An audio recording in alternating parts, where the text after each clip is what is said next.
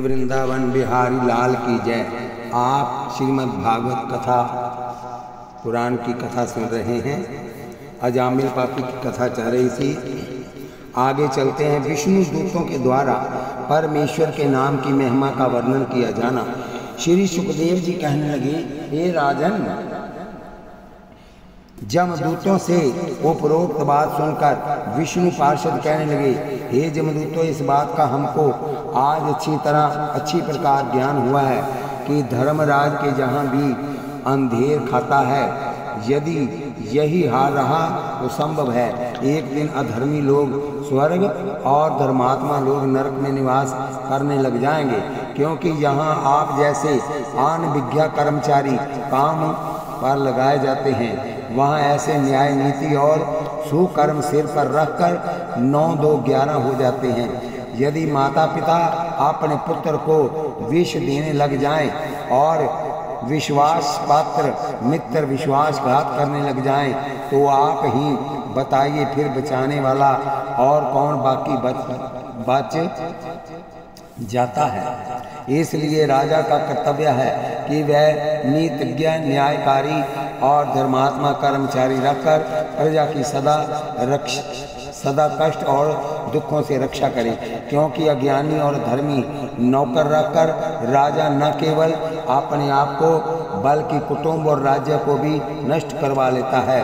ये संयम दूत कहने लगे, श्रीमान जी, आप हमें अनभिज्ञ कहकर अधिक अपमान न करें, क्योंकि धर्मराज का नियम है कि जो कर्मचारी दीवानी और फौजदारी की सारी कानून की पुस्तकें पढ़कर विश्वविद्यालय की न केवल उच्चतम परीक्षा ही पास करेगा, बल्कि अच्छे नंबरों से सम्मानित होकर जब तक अपने आप को सुयोग्य प्रमाणित न कर देगा, तब तक आपको न्यायकर्ता की कुर्सी देना तो एक और उसे चपरास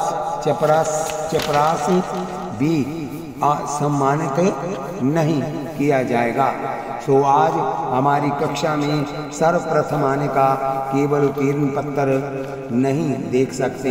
यदि इच्छा हो तो न्याय शास्त्र, नीति शास्त्र और धर्म शास्त्र के सहित दंड विभाग की प्रत्येक धारा को उच्च न्यायालयों के उदाहरणों सहित सुन सकते हैं।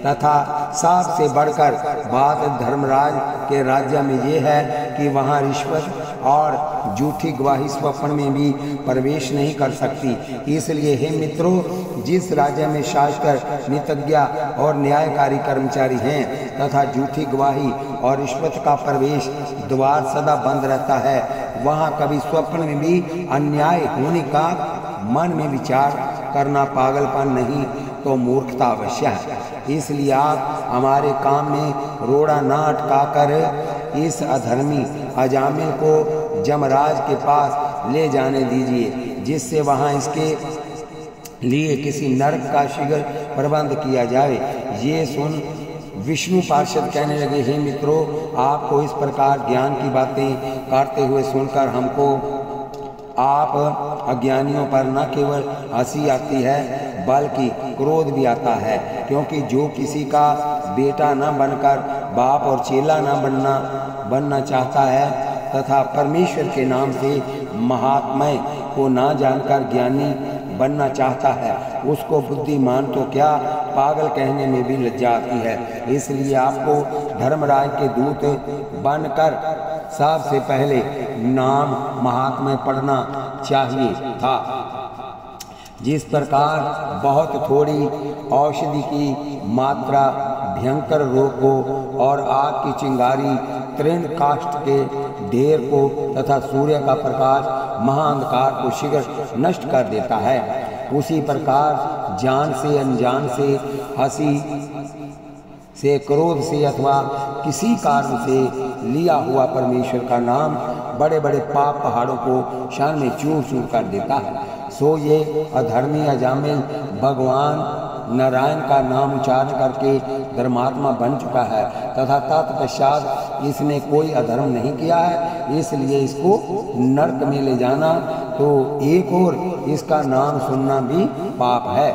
श्री सुखदेव जी कहने लगे, हे राजन, इस प्रकार नारायण के नाम का महात्म्य सुनकर जमदूत अपना सा मुख लेकर धर्मराज के पास चले गए और विष्णु पार्षदों की कृपा से अजामिल को 1 वर्ष की आयु और मिल गई।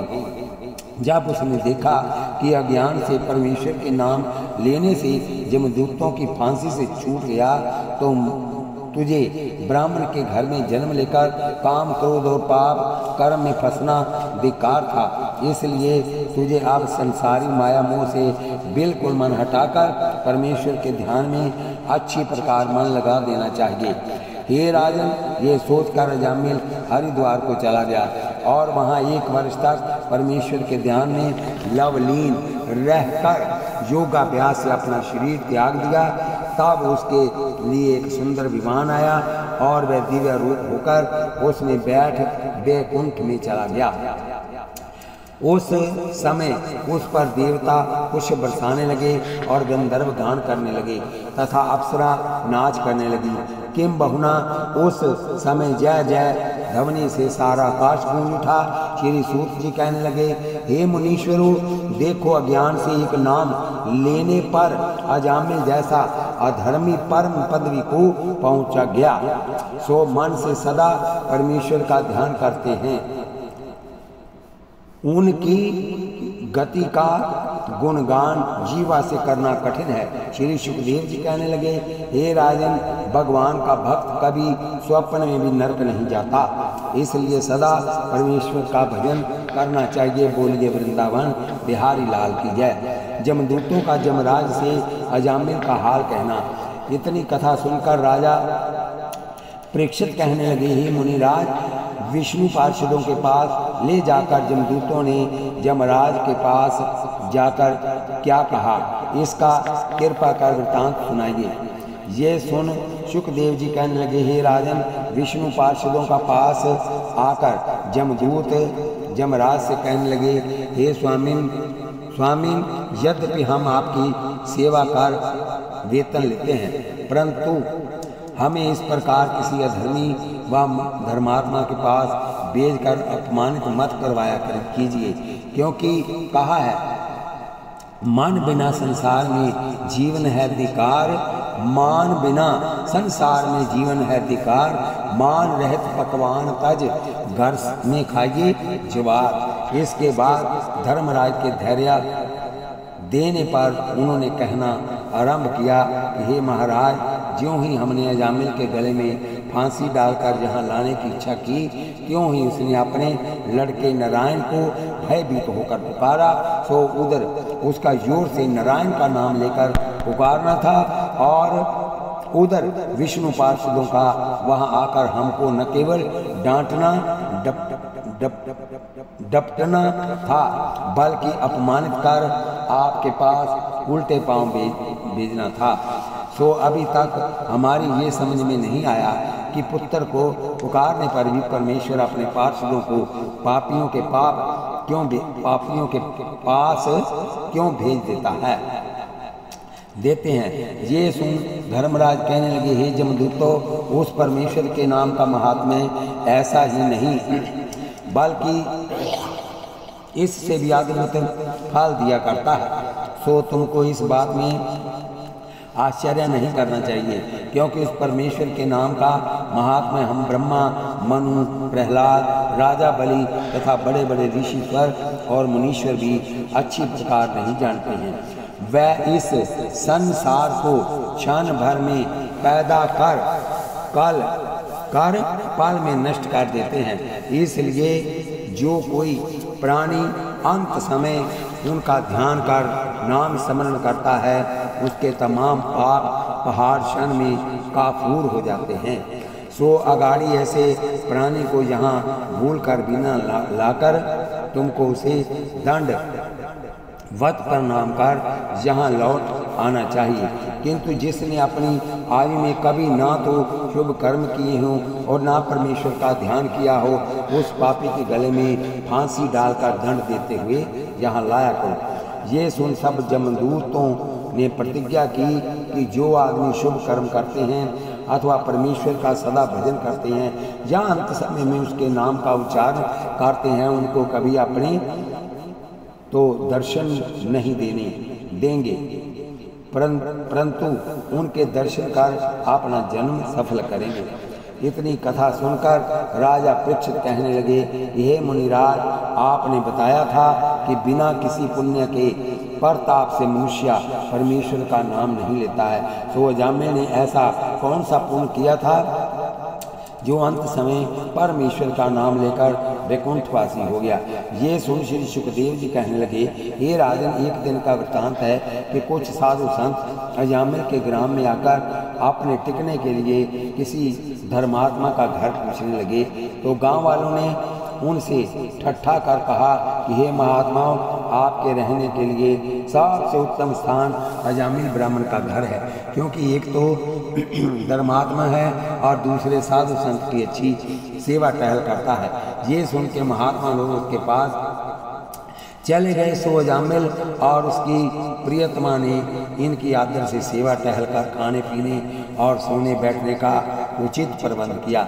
हे राजन, इसके बाद प्रातः काल वह साधु संत कहीं जाने लगे तो उन्होंने अजामिल को बतलाया कि तुम्हारे जो अब लड़का होगा उसका नाम नारायण रखना। इसलिए अजामिल ने अपने पुत्र का नाम नारायण रखा और साधु महात्मा की सेवा के पुण्य प्रताप से मरते समय परमेश्वर का नाम उच्चारण किया तथा इसके पश्चात जो उसने उत्तम गति पाई, इसका हाल आपको ज्ञात हो ही चुका है। श्री सूत जी कहने लगे, हे मुनीश्वरों, परमेश्वर के नाम पर अर्थ, धर्म, काम, मोक्ष ये चारों पदार्थ मिल जाते हैं। इसलिए जिस प्राणी को इन चारों पदार्थों की इच्छा हो उसे साधु महात्माओं की सेवा और शुभ कर्म करते हुए परमेश्वर का अवश्य भजन करना चाहिए। जो कोई प्राणी ये अजामिल का इतिहास मन लगाकर सुनेगा उसको जमदूतों के कभी स्वप्न में भी दर्शन नहीं होंगे और संसार में सब सुखों को प्राप्त कर अंत में स्वर्ग को प्राप्त करेगा। बोलिए वृंदावन बिहारी लाल की जय। पर चेतों के यहाँ दक्ष का जन्म लेना। महाराज परीक्षित इतनी कथा सुनकर कहने लगे, हे मुनिनाथ, अब आप प्राचीन बरहिष पुत्र परचेतों के वंश का विस्तार से वर्णन कीजिए। ये सुन श्री सुखदेव जी कहने लगे, हे राजन, जब महादेव जी के ज्ञान उपदेश देने पर परचेता लोग परमेश्वर का भजन कर रहे थे, उस समय दूसरे राजाओं ने उनका बहुत सा राज्य दबा और बहुत से नगर उजाड़ बन गए। तब ये हाल नारद जी ने उनको जाकर सुनाया तो उन्होंने क्रोधित होकर ज्यों ही योग की अग्नि वन में लगा दी। योग चंद्रमा ने उनको प्रसन्न करने के लिए निम लोचा नाम की अत्यंत सुंदरी कन्या को मेनका अप्सरा के पैदा हुई थी उसका उनको प्रदान कर दी। उस सुंदरी कन्या को प्राप्त कर उन्होंने अपना क्रोध और मन की अग्नि को शांत कर दिया। तत्पश्चात योग बल से उन्होंने उस मेनका कन्या के दक्ष नामक अत्यंत तेजस्वी पुत्र उत्पन्न किया। जब वह कुछ सियाना हो गया तो उन्होंने उससे कहा, हे पुत्र, पहले तुम जाकर अपनी दादा की गद्दी को संभालो और सृष्टि उत्पन्न करो। इसके बाद दक्ष ने अपनी राजधानी में जाकर राज कार्य का अच्छी तरह संचालन कर दुष्टों का दमन किया और उजड़े हुए नगरों को फिर से बचाया। तत्पश्चात बहुत सी मानसी सृष्टि पैदा की, परंतु जो मानसी सृष्टि पैदा होती थी वह संसारी माया में नहीं फंसकर परमेश्वर का तप करने चली जाती थी। इसलिए बहुत सी संतानें होने पर भी सृष्टि की बढ़ोतरी नहीं होती थी। ये देखकर दक्ष ने परमेश्वर का भजन कर सृष्टि उत्पन्न करने का विचार किया। ये देखकर दक्ष ने परमेश्वर का भजन कर सृष्टि उत्पन्न करने का विचार किया। ऐसा सोचकर दक्ष मंत्रियों को राजकाज सौंप परमेश्वर का तप करने के लिए वन में चला गया। तत्पश्चात मंदराचल पर्वत पर जाकर हसगुआ स्तोत्र का जाप कर परमेश्वर की इस प्रकार स्तुति करने लगा। हे दीनानाथ, आप इतने तेजस्वी हैं कि आपका तेज कभी घटने नहीं पाता और माया के गुणों में मिलकर वही तेज जड़ को चैतन्य बना देता है तथा ब्रह्मांड केवल आपके ही तेज से प्रकाशित है। किम बहुना तन मन धन बुद्धि और प्राण सब उसी तेज के प्रताप से अपना अपना कार्य करते हैं। हे प्रभु, आप इस तमाम जगत को पैदा करके भी उससे अलग रहते हो और मुझ मूढ़ की तो क्या शक्ति आपके गुणों का वर्णन करते हुए शेष महेश गणेश और शारदा भी पार नहीं पा सकते। इसलिए मैं आपको बार बार प्रणाम करता हूँ। हे राजन, जब दक्ष ने इस प्रकार परमेश्वर की बहुत स्तुति की तो विष्णु भगवान ने गरुड़ पर चढ़कर शंख गदा पद्म पीताम्बर वैजयंती माला और करीड़ तथा मुक्ट धारण करके नारद जी आदि 16 पार्षदों के साथ चतुर्भुजी रूप से दक्ष को दर्शन दिया।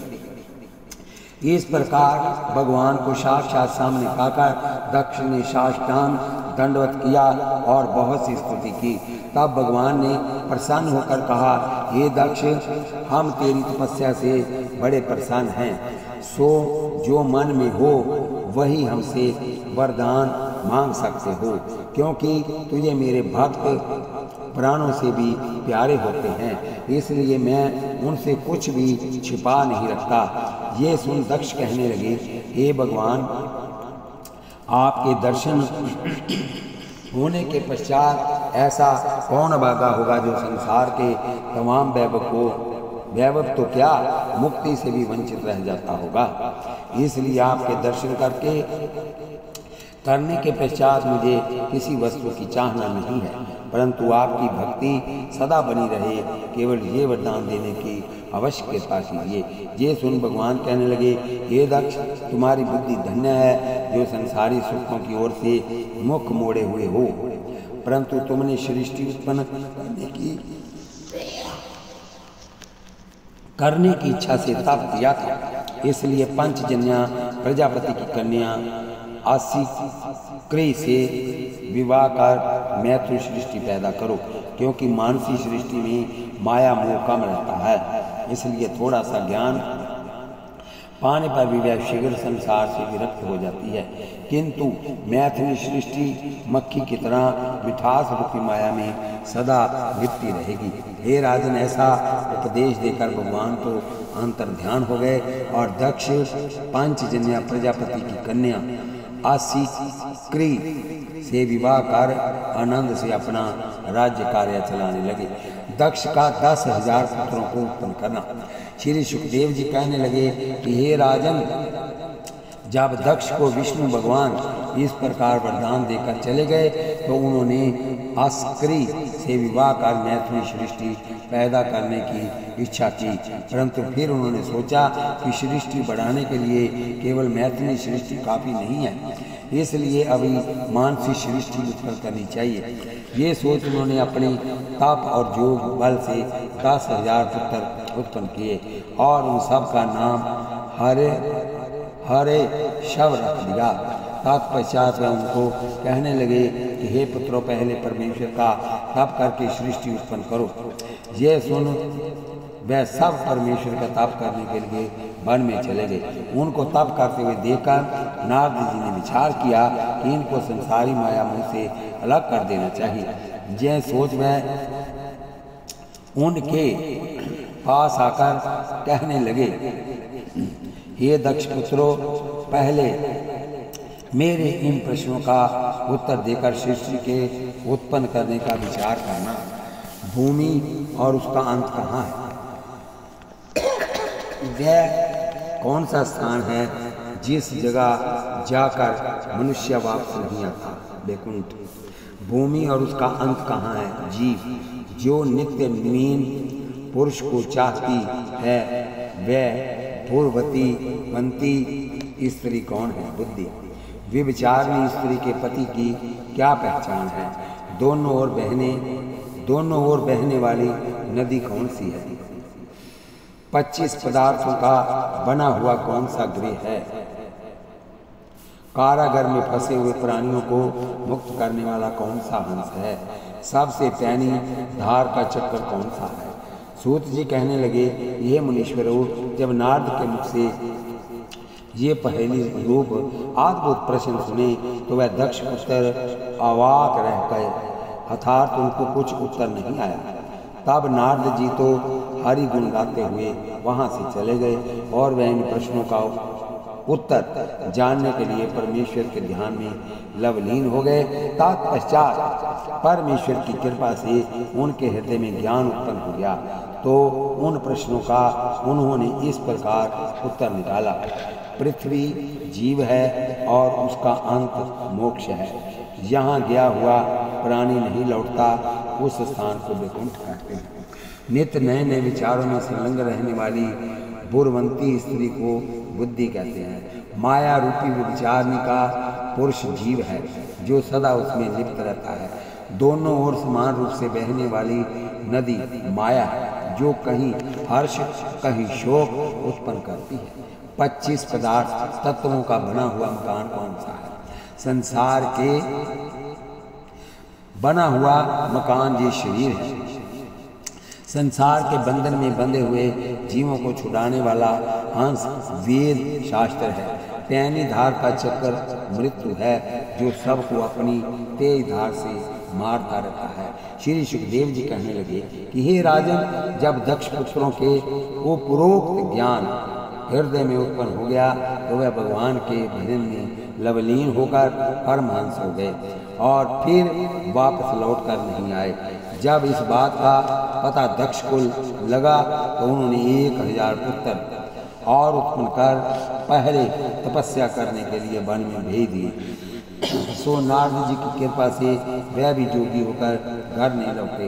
ये सुन दक्ष जी ने नारद जी को श्राप दिया कि आप 2 घड़ी से अधिक एक स्थान पर ठहरोगे तो आपका सिर झुकने लग जाएगा। तत्पश्चात वह ब्रह्मा के पास जाकर कहने लगे कि हे विधाता, आपका पुत्र नारद मुनि हमारे पुत्रों को ज्ञान उपदेश देकर संसार से विरक्त कर देता है। इसलिए एक तो सृष्टि बढ़ने में अड़चन होती है और दूसरे मेरे पुत्र पितृ ऋण से ऋण नहीं होने पाते। इसलिए जैसा उचित हो वैसा उपाय कीजिए। ये सुन ब्रह्मा जी हंसकर कहने लगे कि यद्यपि नारद जी का उनको बहकाना नियम के विरुद्ध है, परंतु इससे आपके पुत्रों का पूरा कल्याण हो जाता है। इसलिए नारद जी के विरुद्ध दंड विभाग किसी धारा के अनुसार कोई अभियोग नहीं चलाया जा सकता। किंतु आपको एक ऐसा यत्न बताता हूँ जिससे सृष्टि उत्पन्न होने में भी कोई बाधा नहीं पड़ेगी और नारद जी को भी आपको तंग करने के लिए कोई अवसर नहीं मिलेगा। इसलिए आप पुत्रों की बजाय पुत्री उत्पन्न कीजिए, क्योंकि आपके घर आकर नारद जी ज्ञान शिक्षा नहीं दे सकेंगे। दक्ष का 60 कन्याएं उत्पन्न करना। सुखदेव जी कहने लगे, हे राजन, ब्रह्मा जी के पास से आकर दक्ष के 60,000 कन्याएं उत्पन्न कर दक्ष का धर्म से 27 का चंद्रमा से 10 का धर्म से 27 का चंद्रमा से 17 का कश्यप से 2 का भूतों से और 2 का अंगीरा से और 2 का कृषा शव प्रजापति से विवाह कर दिया। हे राजन, उनसे बहुत ही सृष्टि पैदा हुई। इतनी कथा सुनकर राजा परीक्षित कहने लगे कि हे मुनिनाथ, कृपा कर ये बताइए कि धर्म आदि ऋषियों को जो कन्याएं ब्याही हुई थी उनका क्या क्या नाम था। ये सुन सुखदेव जी कहने लगे, हे राजन, बानु, ककवल, लंबा, जामी, विश्वा, साध्या, अस, मृत्युवती, वसु, मुहूर्ता और संकल्पा, ये 10 कन्याएं तो धर्म को ब्याही गई थी। सो भानु के ऋषभ और ऋषभ इंद्रसेन, लंबा के विद्युत और विद्युत के मेद, कक्वन के संकट और संकट के वित्त तथा कीट जामी के स्वर्ग और स्वर्ग के नंदय, विश्वा के विश्वदेवा, साध्या के साध्यागण और उनसे अर्थ सिद्ध मृत्युवती के इंद्र और उपेंद्र वसु क अष्टवसु मुहूर्ता से मुहूर्त देव, संकल्पा के संकल्प और संकल्प के काम उत्पन्न हुए।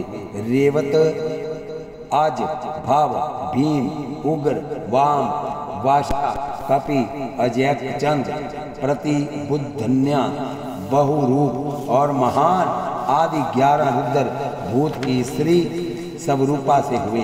अंगीरा की सुधा नाम की स्त्री से पितरलोक और कृषाशव प्रजापति को अरुचि नाम की स्त्री से धूमर केतु उत्पन्न हुए। चंद्रमा की अश्विनी, भरणी, कृतिका, रोहिणी, मृगशिरा, आद्रा, पुनर्वसु, पुष्प, श्लेषा, पूर्वा, फाल्गुनी, उत्तरा फाल्गुनी, अस्या, चित्रा, स्वाति, अनुराधा, ज्येष्ठा, मूल, पूर्वाषाढ़, उत्तराषाढ़, श्रवण, धनिष्ठा, शम, विशा, पूर्व भद्रपद, उत्तरा भद्रपद और रेवती से 27 स्त्रियां थी। परंतु दक्ष के श्राप देने पर चंद्रमा को क्षय का रोग हो गया था, इसलिए इनसे कोई संतान नहीं हुई। 27 नाम नक्षत्रों के भी हैं। इतनी कथा सुनकर राजा परीक्षित कहने लगे, हे भगवान, कृपा कर चंद्रमा के श्राप का कारण सुनाइए। सुखदेव जी कहने लगे, एक समय कृतिका ने आकर अपने पिता दक्ष से कहा कि हे पिता, चंद्रमा मुझसे अधिक मेरी बहन रोहिणी से प्रेम करते हैं। पुत्री की ये बात सुनकर दक्ष को क्रोध आ गया और उन्होंने श्राप देकर कहा कि ये चंद्रमा तुम्हारे क्षय रोग हो जाएगा। हे राजन, दक्ष की श्राप देने पर चंद्रमा समुद्र में जा छिपा और जब वहाँ उसने दक्ष की बहुत सी स्तुति की तो प्रसन्न होकर आशीर्वाद दिया कि तुम्हारा रोग छूट तो अवश्य जाएगा, परंतु तुम्हारी कला 15 दिन घटकर 15 दिन बढ़ती रहेगी। हे राजन, अब मैं आपके सामने कश्यप की स्त्रियों के नाम कहता हूँ, सो ध्यान लगाकर सुनो। विनत, कुद्रु, यामिनी, नेमी, शर्मा, ताम्रा, क्रोधवसा, मणि, हला, सुषमा, सुरमा, अरिष्टा, काष्ठा, धनु, दिति, अदिति, पतगी और परलोबा आदि स्त्रियों से नाना प्रकार की सृष्टि उत्पन्न हुई। हे राजन, विपर्ची दानव के सिंह का स्त्री से राहु दैत्य उत्पन्न हुआ था, जिसका शीर विष्णु भगवान ने अपने सुदर्शन चक्र से काट दिया था। तथा कश्यप के पुत्र सूर्य हैं। कश्यप के पुत्र सूर्य हैं। श्रद्धा देव और धर्मराज 2 पुत्र। जमुना नाम की कन्या विश्वदेव की उस स्वर्णा नामक कन्या से उत्पन्न हुई थी, जो माया से अपनी छाया को छोड़कर वन में चली गई थी। तथा सूर्य के भ्राता त्वष्टा देवता के जया नाम की स्त्री से एक कन्या और विश्वरूप नाम पुत्र उत्पन्न हुआ था, जिसको बृहस्पति के रूठ जाने पर देवताओं ने अपना पुरोहित बनाया था। इतनी कथा सुनकर महाराज परीक्षित श्री सुखदेव जी से कहने लगे, मुनिनाथ, स्वर्णा अपनी छाया छोड़कर सूर्य के यहाँ से वन में क्यों चली गई थी? कृपा कर इसका हाल कहिए। ये सुन सुखदेव जी कहने लगे, जब स्वर्णा अपने पति का तेज ना सह सकी तो अपने तप और जोग बल से अपनी जैसी स्त्री बनाकर उसको वहाँ छोड़ दिया और साथ ही ये आज्ञा दी कि इस माया का वृत्तांत सूर्य देव से मत कहना।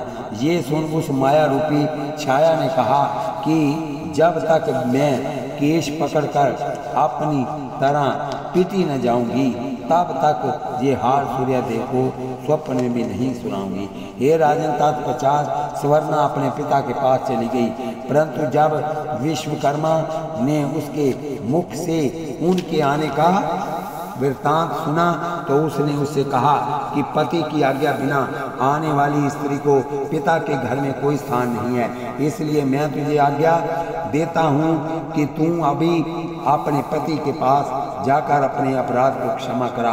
हे राजन, अपने पिता के ये वाक्य सुनकर वह घर से चली तो गई, परंतु सूर्य के पास न जाकर कुरुक्षेत्र में चली गई और वहाँ तपस्विनी का वेश बनाकर रहने लगी। इस प्रकार जब स्वर्णा सूर्य के यहाँ से चली गई तो छाया सूर्य के पास रहने लगी और उसके शनिश्चर और सावर्णी 2 पुत्र उत्पन्न हुए, परंतु वह स्वर्णा के पुत्रों से अपने पुत्रों से अधिक प्यार करती थी। इसलिए एक दिन धर्मराज को उसने लात से मारा। यह सुनकर सूर्य देव ने उसकी चोटी पकड़ी, उसे इसी प्रकार मारा कि उसके होश ठिकाने आ गए। इस प्रकार पिटे जाने पर उसने स्वर्णा के जाने का सब वृत्तांत सूर्य देव को सुना दिया। यह समाचार सुनकर सूर्य देव ने अपना गंधर्व का रूप बनाकर उसे ढूंढना प्रारंभ कर दिया और कुरुक्षेत्र में आकर तपस्विनी रूप स्वर्णा को उन्होंने प्रसन्न कर दिया तथा फिर अपने घर ले आए।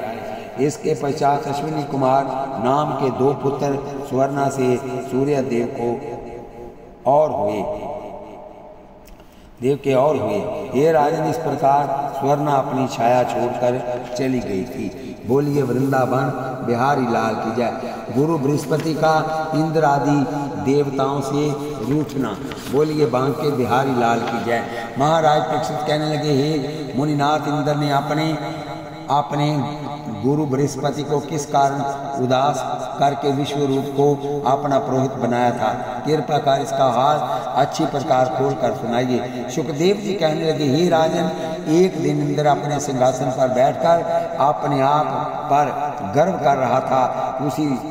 इसी प्रकार गुरु बृहस्पति भी वहां आ गए, परंतु अभिमान के कारण इंद्र ने ना तो उसको प्रणाम किया और ना उसका उचित वाक्य कहकर सम्मान किया।